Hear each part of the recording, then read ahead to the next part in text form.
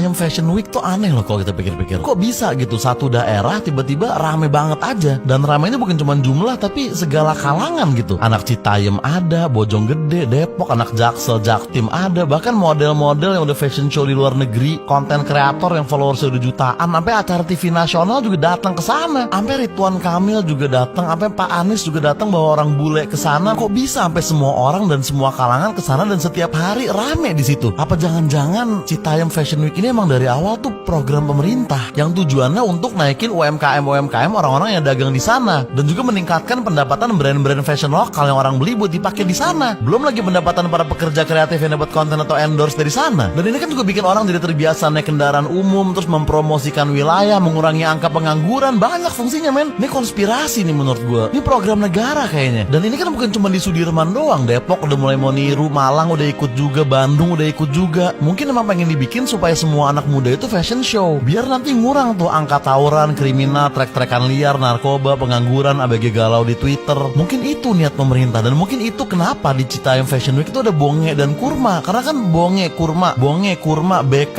Bung Karno. Nah gitu kan kebetulan banget. Mungkin itu kenapa banyak banget di sana yang pakai Erigo. Karena kan ada RI dalam Erigo. Erigo gitu, RI-Go, ke RI-Go. Yuk bisa yuk sukseskan program ini. Kan seakan-akan begitu. Mungkin itu kenapa ada janji jiwa di sana. Karena ini kayak janji dari pemerintah untuk memperbaiki jiwa-jiwa rakyatnya gitu. Dan buat lo yang gak sadar, samping janji jiwa di sana tuh langsung ada foto presiden loh di atas gedung. Ini bukan tren, men. Ini revolusi. Ini upaya dari negara untuk membudidayakan SDM, khususnya Gen Z. Dan mungkin bisa membantu ekonomi negara juga. Kita gak pernah tahu. Mungkin kalau di setiap kota ada Citayam Fashion Week, mungkin rupiah bisa melambung tinggi. Lu tahu slebeo, kata-kata yang sering JJ bilang. Asal lu tahu ya, SLE atau SLE itu di dunia kedokteran tuh dikenal sebagai penyakit 1000 wajah. Dan BEW itu adalah singkatan resmi dari Board of Economic Warfare. Jadi slebeo itu artinya adalah 1000 wajah dari jajaran alat perang ekonomi untuk memperbaiki keuangan negara. Maksud gue, masa ya itu kebetulan sih? Ini pasti terstruktur. Pemerintah sengaja jadiin JJ itu duta nongkrong. Dia tuh di sana sering ngingetin bocah-bocah sana biar nggak buang sampah sembarangan loh, supaya kelakuan mereka beradab gitu. Mungkin itu untuk merepresentasikan sila kedua, kemanusiaan yang adil dan beradab. Mungkin kurma diajak karena namanya itu sama kayak buah yang paling melekat dengan agama mayoritas di Indonesia, untuk merepresentasikan sila pertama. Mungkin Roy nolak beasiswa dari Pak Sandiaga Uno untuk mencerminkan sila kelima, ya keadilan sosial gitu. Mungkin dia nggak mau sekolah gratis ketika masih banyak anak sekolah yang harus bayar. Dan mungkin Bonge bilang bahwa mereka akan pindah ke daerah PIK itu untuk menunjukkan kekompakan mereka, kemusyawarahan mereka, untuk merepresentasikan sila keempat. Dan sila ketiga nggak perlu representatif lagi karena persatuan Indonesia kurang lebih udah terjadi di sana. Dimana lagi lu bisa ngelihat supermodel ketawa-ketawa happy di zebra cross sampingan sama bocah Jaktim pakai kaos dikis belel yang rambutnya bawa asap angkot Arimbi flyover Pasar Rebo. Dimana lagi lu bisa ngelihat bintang film layar lebar emperan di trotoar nyeruput Nutrisari Blewah samping-sampingan sama bocah Depok yang celana jeansnya digulung satu dan hoodie roughnecknya palsu. Dimana lagi lu bisa ngelihat persatuan Indonesia terjadi seintim ini kalau bukan di Citayam Fashion Week? Pantesan mereka tuh nggak gentar diserang dari sisi manapun. Banyak loh serangan buat mereka. Banyak yang nyoba bubarin mereka, dibilang merusak estetik, buang sampah sembarangan, ketiduran di stasiun, menormalkan laki-laki pakai baju cewek. Tapi apakah mereka bubar? Apakah mereka ngedown? Apakah mereka langsung baca filosofi teras terus bikin thread di Twitter?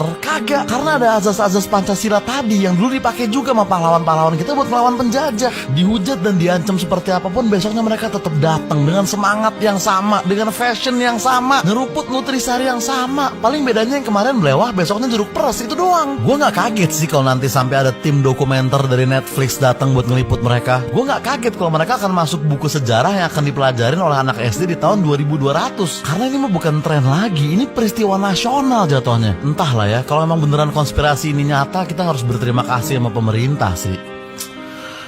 Tapi ngomong-ngomong bahas Citayam Fashion Week kayak gini masih aman gak sih? Soalnya kan denger-dengar kemarin ada orang kaya yang daftarin ke Haki tuh.